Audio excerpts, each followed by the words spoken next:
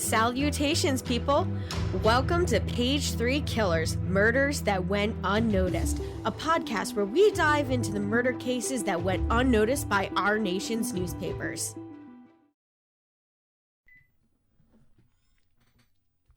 Hi, Shay. Hi, John. Hello, everyone.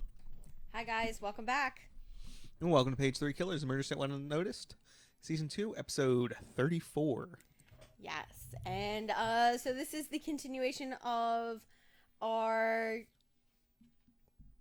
It's our second part to the Blackout Ripper, Gordon Cummins from England. So I know you guys had to wait a week for this one, for the gruesome... Well, not gruesome. The first half was the gruesome part. This is the cleanup afterwards. So this is catching the bad guy, trial, not the fun and all that stuff. Yeah. Well, it should. None of it's really fun. I mean, who am I kidding? This is my favorite part. This is your favorite part. The getting analysis. Caught? The analysis. Trial. Yeah. So we're gonna talk about the trial. We do have one last victim that survived, and gonna see how that leads to his arrest and conviction for the murders. So our news would still be the same. World War II, basically the world's gone insane.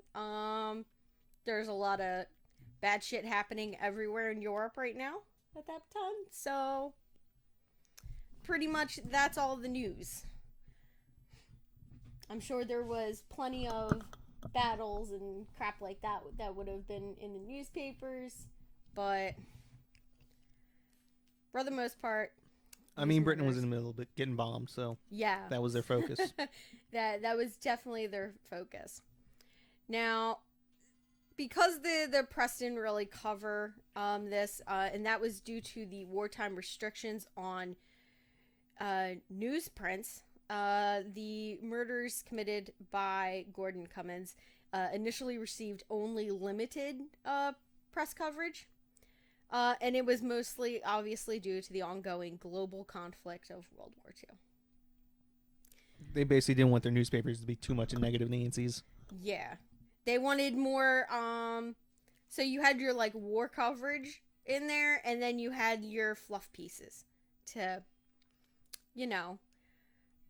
make everybody feel like they were part of the war effort. So, printing something like this on the front page would probably not be a good idea. But nonetheless, the murders quickly became the prime topic of conversation among the prostitutes of the West End, obviously, because they're the ones that are the most affected by what's going on.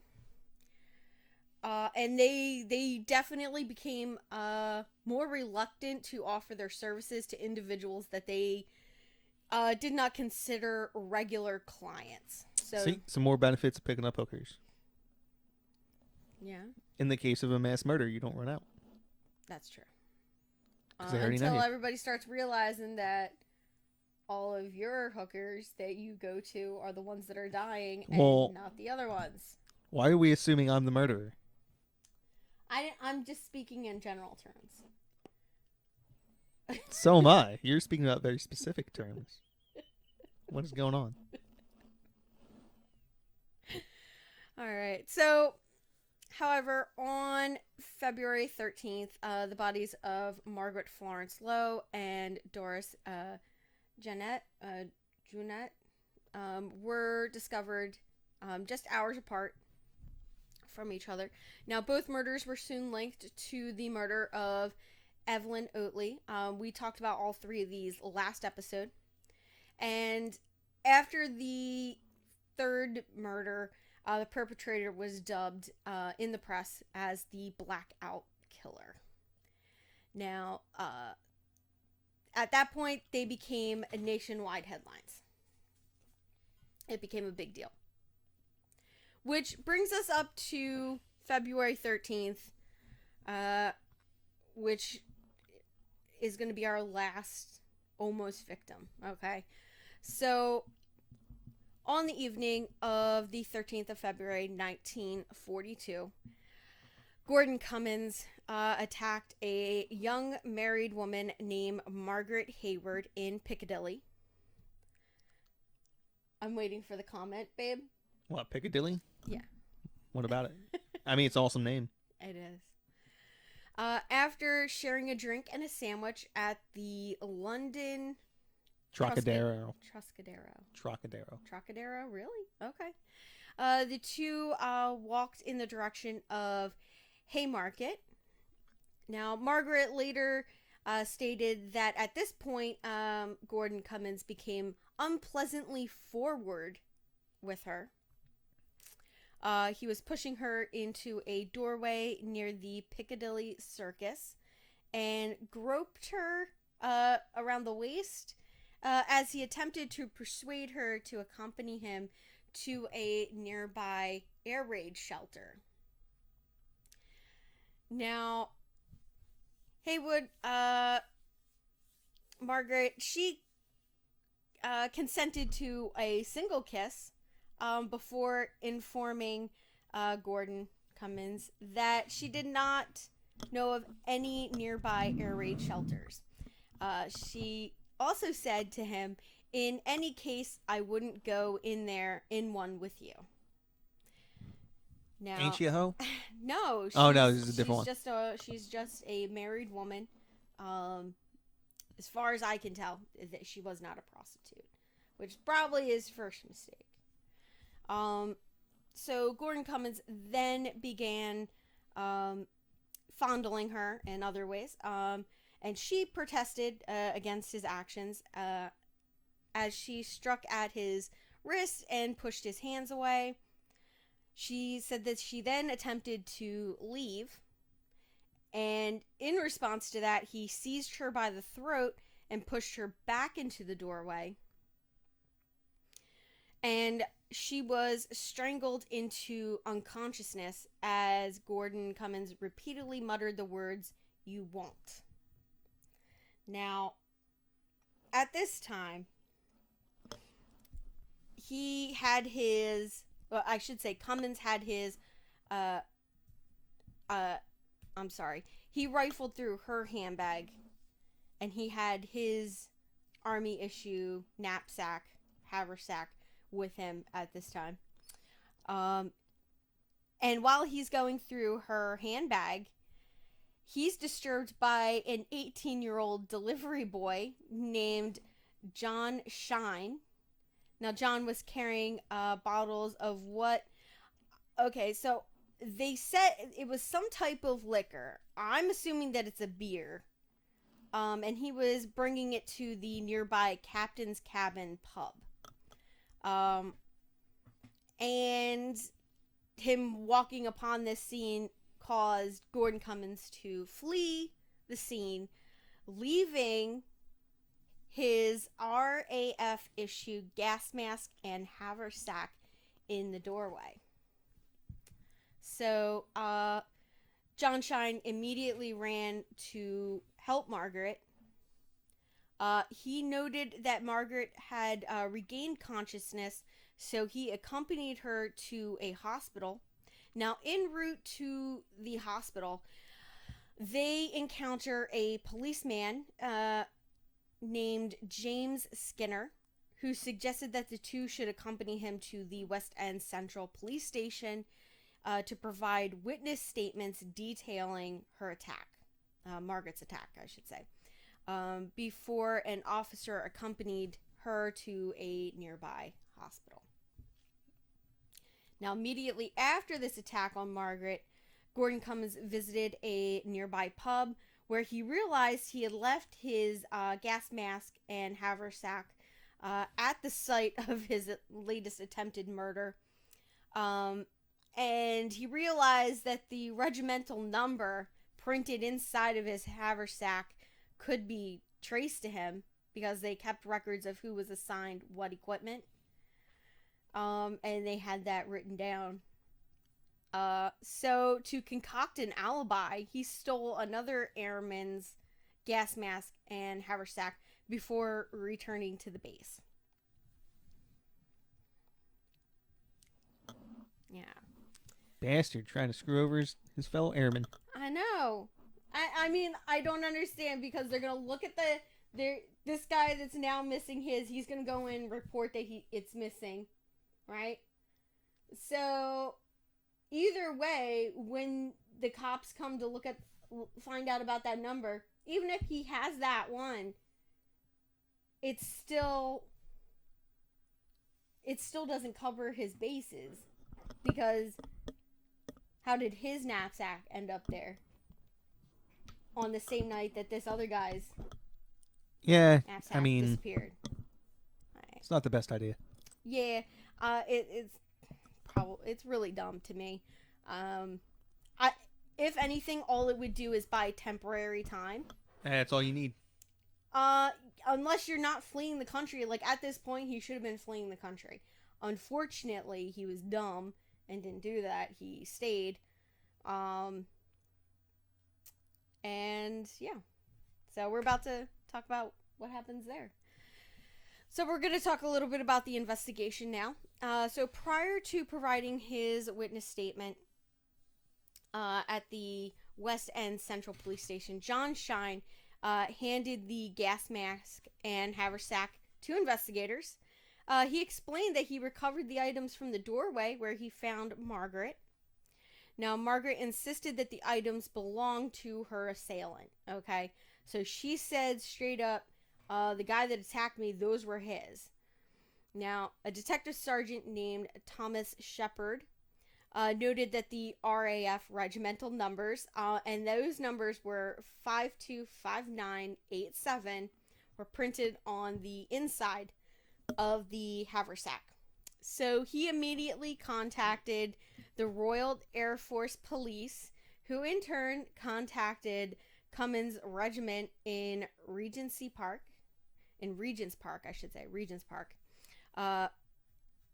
A staff sergeant quickly ascertained the gas mask and haversack had been issued to Gordon Cummins. And this information was relayed very quickly back to the detective Sergeant Shepard at 11:30 p.m. on the 13th of February. Now, the staff sergeant also notified him that Gordon Cummins was not in his billet, which I'm assuming is his bunk. I've never heard it called a billet. Yeah, I'm assuming that that's like either his workstation or his bunk. So now, Detective Sergeant Thomas Shepard formally questioned Gordon Cummins on the morning of the 14th of February. Now, Gordon Cummins obviously protested his innocence and claimed that he had spent the evening drinking whiskey and bitters with a corporal, but he couldn't recall who that person was. He couldn't recall their name. And he said that they were at the Volunteer Public House on Baker Street. Now, according to Gordon, he drank several shots of spirits at the bar before engaging in conversation with a woman. He further claimed to only have a hazy recollection of his conversation with this woman. He did claim to have a hazy recollection of also walking on the street in her company before realizing in the early hours that he had violated his curfew and that he needed to get back to, the base. So he said that he immediately returned to his base at that time. Now, he claimed to have no memory of attacking Hargrett, but expressed regret and offered to pay her compensation.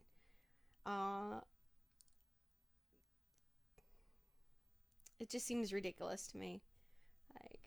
Like, would you reasonably be like, you assault somebody and then, I'll pay them compensation instead of taking a prison sentence? Yeah. Was that a thing back then? Where like No, I don't know. Was it? I don't feel that it was, but he makes it sound like it is. So when he was questioned as to why the knuckles upon his left hand were cut and bruised, Gordon Cummins replied to have received the wounds while performing maintenance upon an airplane engine. Now, immediately after, Gordon Cummins provided a written statement of his account of the previous evening's events. He was then arrested and held on remand on a charge of causing grievous bodily harm. All right. So next, they did an examination of the entries within the billet passbook on the 15th of February, and those records indicated that Gordon had reported back to the billet before 10:30 p.m. Now, several of his dates matched with with each murder and attempted murder that the investigators had attributed to the Blackout Killer. However, many of his entries had been written in lead pencil, meaning entries within the book could be easily manipulated. All right? Which is why you should always sign that stuff in pen. Now, also, several of Gordon Cummings' entries for the month of February were incomplete, as though he had consistently signed the passbook when leaving the base, but he frequently failed to sign back in upon his return. So they questioned Gordon Cummings, Cummings' fellow airmen, revealed that they had been in the habit of vouching for each other's return to base, and that Gordon had spent extravagantly in the week prior to his arrest. Now, Detective Chief Inspector Edward Garino further discovered Cummings and other airmen named Felix Sampson had left the billet via a fire escape after midnight on each of the dates in question, and both had not returned to the base until the early hours of the morning. Now, a search of Gordon Cummins' possessions revealed that he had taken various items belonging to the 4 murder victims linked in the Blackout Killer's murders as keepsakes. So he had taken some Okay, little, so I imagine it's damn near impossible for him to get out of it now. Yeah. Now, one of the items had been a white metal cigarette case engraved with the initials LW, which belonged to Evelyn Oatley. And the cigarette case was also discovered with a photo of Oatley's mother. So he stole those 2 things from her. Now, traces of blood were also recovered from a shirt retrieved from his kit bag, and the inner surface of his belt also had blood stains on it. Now, they did an examination of his trouser turn-ups of his military uniform, and that revealed traces of distinctive brick dust mixture found in the air raid shelter where Evelyn Hamilton's body had been discovered. Chips of the mortar were also recovered from his haversack. So, Detective Chief Superintendent Frederick Sherrill was able to match the fingerprint of Cummins' left little finger and thumb with prints found on the tin opener and broken mirror that were found near the body of Evelyn Oatley. And they later confirmed that the fingerprints recovered from 2 other crime scenes also belonged to Gordon Cummins. Now, 2 of the 10 1-pound banknotes, Catherine Mahala, her attacker had given her before and after he had assaulted her, were brand new. So they tracked the serial numbers of those banknotes. And they were able to determine that they had been issued to none other than Gordon Cummins on the 12th of February. Now, both surviving attack victims were later asked to view a police lineup to identify their attacker. Oh my goodness. Mahalik? I know I'm butchering that last name. Now, she was able to... Mulca. Or Mulkey. Mulkey. Was unable to positively identify her attacker, although Haywood, she hesitantly identified Gordon Cummins as the man who assaulted her. So my assumption is that she was hesitant because she was like, he just assaulted me. It's not like he killed me or anything. I don't, like, if there's nothing else on him, then, you know, he's just going to get away with it anyway.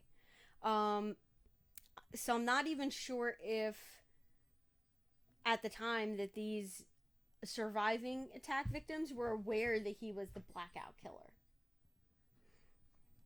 Because that, I'm like, you know, do you think they knew? I mean, at some point they probably did. No, I guess not. But, like, at the time that they're being asked to identify him, probably not. So, Gordon continued to protest his innocence, claiming that Haywood was mistaken and that the other airman must have switched his own gas mask and haversack with his and may have left the items at the site of the attempted murder in an effort to frame him. So, yeah. Well, I mean, I guess that sounds... I guess that's a plausible... Yeah, I mean, except for, like... You gotta make sure the other guy doesn't have any, like... Except for the good blood alibis turning up on, like, parts of his uniform. Oh, yeah, there's that. I'm not saying mean, it dismisses him. What I'm saying is that kind of makes sense that he swapped the things now. Yeah. Now, on the 16th of February, Edward Greeno drove to HM Prison Brixton to interview Cummins, who recounted his movements between the 9th of February and the 13th of February. Now, he insisted that he had never encountered any of the murder victims and claimed to be unable to recognize their photographs. Now, when presented with the victims' belongings recovered among his own possessions, he claimed that they were not his. Take the Shaggy defense. Wasn't me. Wasn't me? Yeah. Just over and over again. Wasn't me. Yeah. He then recounted his claim that he had either picked up the wrong haversack or that another airman had switched his own gas mask and haversack with his. So he reiterated that story a couple of times. Now, unconvinced by his claims, Detective Guarino informed him that he was to be charged with the murders of Oatley, Lowe, and Drenette the following morning. He was held in remand in the HM prison Brixton to await his trial. So Gordon Cummins was further charged with assaulting both Haywood and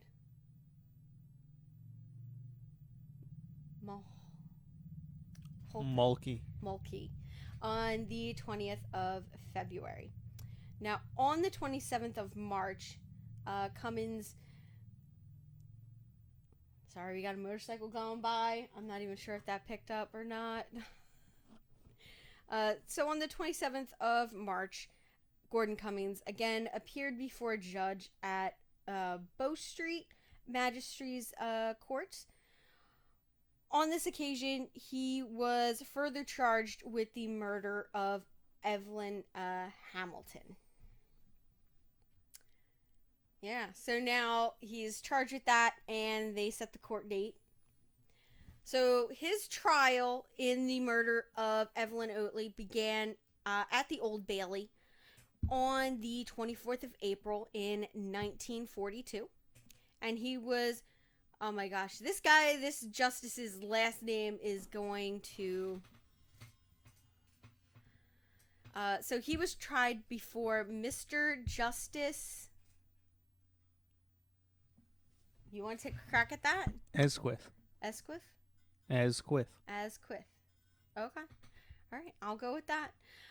The clerk opened proceedings on this date by asking Gordon Cummins to stand to hear a formal recitation of the charges and to state his plea.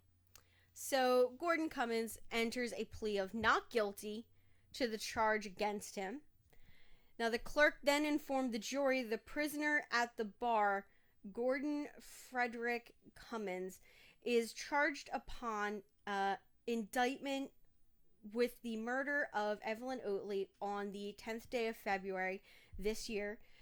To this indictment, he has pled that he is not guilty. It is your charge to say, having heard the evidence, whether he is guilty or not. Now, the prosecution consisted of... Is that really? Oh, yeah, okay. Christmas Humphreys, KC, and GB McClure, KC, with Dennis Noel. Well, doesn't Casey stand for King's Counsel? Yeah, but I think that's just a lawyer. That's what I'm saying. Yeah. Yeah.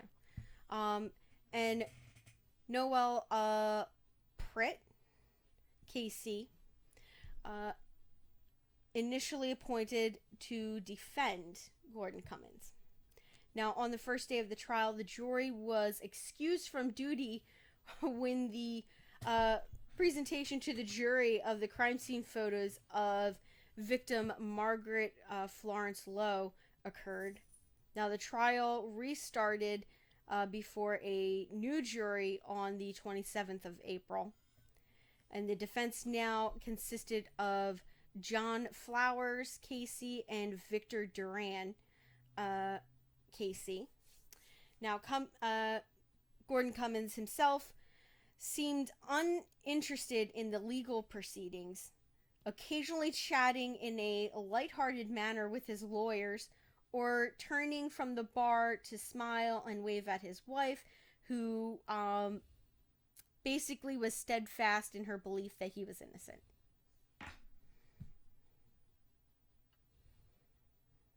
Or so she claims. Yeah. I mean, they always do. Unless you're BTK and your wife, as soon as you get arrested, files for divorce. Which makes more sense to me. I think she was just jealous. You never did that stuff with me. Well, I would hope not, because what he did in the off season for himself was to basically take very risque photos of him in like these situations where he was like dressed up in like lingerie and in a hole with a noose around his neck, and that's what he did in his free time. So I have a feeling his wife wasn't that interested. So we're going to open up with the witness testimony for the trial.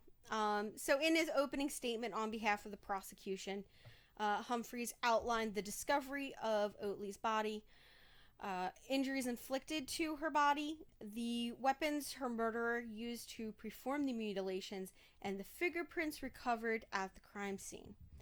Now, referring to the prosecution's intention to link Gordon Cummins to the murder by the fingerprints, Humphrey said, and babe, can you read that from me? Ugh.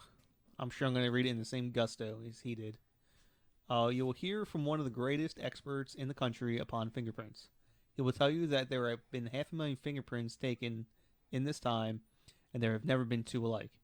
The prosecution would like to ask, or would ask you to say, each one of you, that you are satisfied on the evidence which has been called before you, and nothing else, that this man is the man who murdered Mrs. Oatley on the 12th of February. The 10th of February. But 10th of February. Yeah. So the first witness to testify on behalf of the prosecution was Detective Chief Superintendent Frederick Cummins, who stated he was prepared to publicly stake his reputation on the fingerprints found at the crime scene, that they belonged to Gordon Cummins. So he repeated this claim during cross-examination from John Flowers, who contended that the fingerprints upon the tin opener were too faint to determine a precise identification.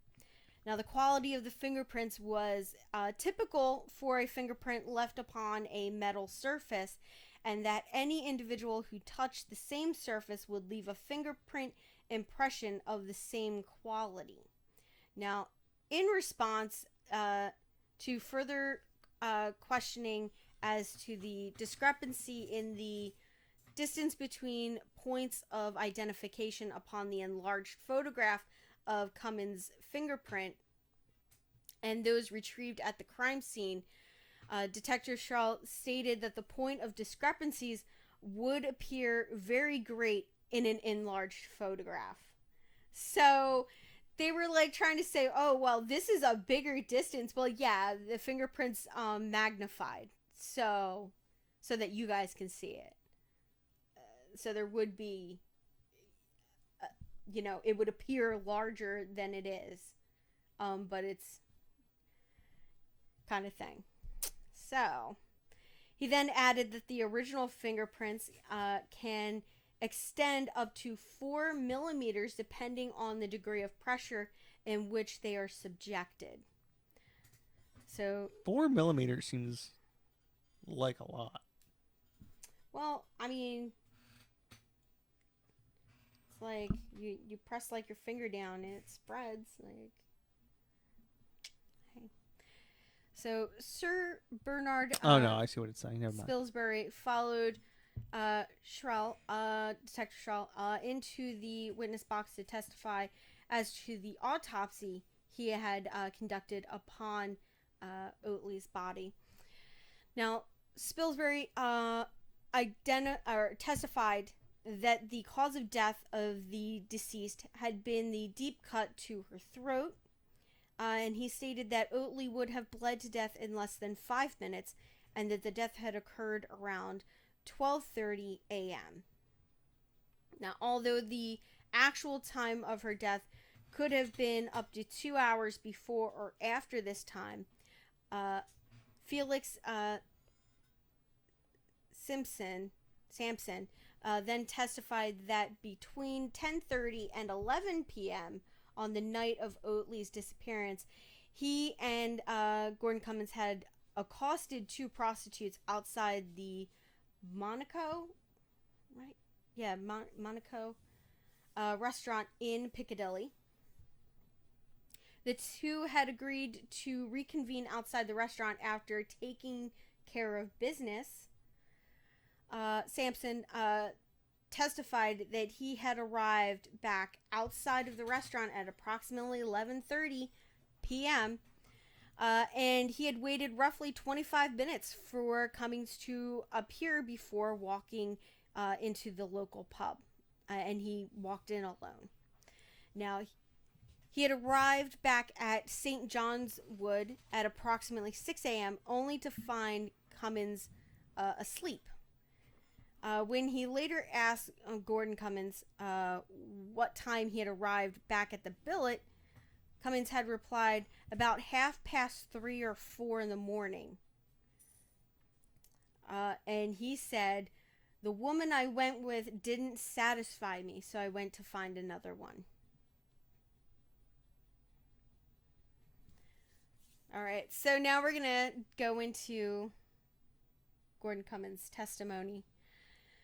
So Gordon chose to testify in his own defense on the 27th of April. Now, he denied any culpability in Oatley's murder, insisting that he had been in the company of another woman on the 10th of February before returning to his billet. Now, in reference to the previous testimony of Felix Sampson, Cummins admitted to having lied in his statement to Detective Chief Inspector Edward Greeno, stating that he and Sampson had reconvened outside the Monaco restaurant at approximately 10 p.m., adding that the primary reason was that he had been afraid due to the fact Greeno had intimidated him in the initial questioning on the 16th of February. Now, apparently he claimed that the detective told him after he had admitted having been in Oatley's company shortly before her murder. Babe, would you mind reading his statement? We have a rope around your neck, and we are going to hang you with it. So apparently that is what the detective had told him, apparently. Now, he insisted that she had been alive and well when he had last seen her. He also claimed to have been too drunk on that evening of her death to recall the actual timing of his whereabouts or actions, adding, babe, would you read that? I had not a watch myself, and of course, in the dark, one cannot see public clocks. Sure. So Justice Asquith presented his summation of the case to the jury prior to their deliberation on the 28th of April, 1942, stating, babe? A sadistic sexual murderer has been committed here of a ghoulish and terrible type, but of a type which is not all uncommon, and that has been done by somebody. What you have to determine is whether, upon the evidence, it has been proved beyond reasonable doubt that the murderer was the man who stands in the dock. His life and liberty are in your hands, but in your hands also are the interests of society. Yeah. Well said, I think. Now, both counsels presented their closing arguments to the jury on the 28th of April. Now, upon completion of both counsels' closing arguments, Justice Asquith delivered his final instructions to the jury. The address lasted for more than an hour, with the judge outlining key points presented by both prosecution and defense. Now, at 4 p.m., the jury retired to consider their verdict. Now, the jury came back very quickly. They only deliberated for 35 minutes before coming back at 4:35 p.m. with their verdict. Now, each avoided making contact with Gordon Cummins as they filed back into the courtroom. Now, when asked by the court clerk as to their verdict, the foreman replied, "Guilty of murder." Now, Gordon Cummins displayed no emotion as the verdict was read out loud, although his wife did burst into tears. Now, he was then asked whether he had any legal reason or cause as to why the court should not impose the death penalty. Now, in response, Gordon Cummins replied, "I am completely innocent, sir." So, Gordon Cummins was then formally sentenced to death by hanging. Upon imposing the sentence, Justice Asquith stated, take it away. Gordon Frederick Cummins, after a fair trial, you've been found guilty and on a charge of murder. As you know, there is only one sentence which the law permits me to pronounce, and that is to be taken from this place to a lawful prison, and hence to a place of execution, and that you have there, and you there be hanged by the neck until dead, and may God have mercy on your soul. Yeah. So, following his conviction, Gordon Cummins was held at in a condemned cell at Wandsworth Prison to await his execution. He voiced no concern over his predicament, although he did lodge an appeal against his conviction. Now, his appeal was rejected by the Lord Chief Justice in early June of 1942. So, Gordon Cummins was executed by Albert Pierrepoint at Wadsworth Prison on the 25th of June, 1942. Contemporary news reports indicated that Gordon Cummins was given a glass of brandy to calm his nerves. He then walked stoically to the scaffold, flanked by 2 guards. Now, without offering any resistance, so he just walked up on his own accord. The entire execution process lasted less than 2 minutes. And Gordon Cummins' execution was conducted during a German air raid upon London. Now, he is the only convicted murderer in British criminal history known to have been executed during an air raid. So Gordon protested his innocence until the end, and his wife and family were unwavering in their belief of his innocence and visited him on a frequent basis until the day of his execution. Now, Gordon Cummins' body was later buried within the confines of the prison.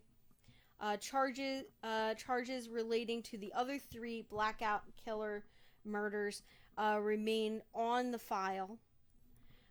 Scotland Yard investigators later stated they strongly believed Cummins had murdered all 4 women in addition to the 2 murdered in October of 1941.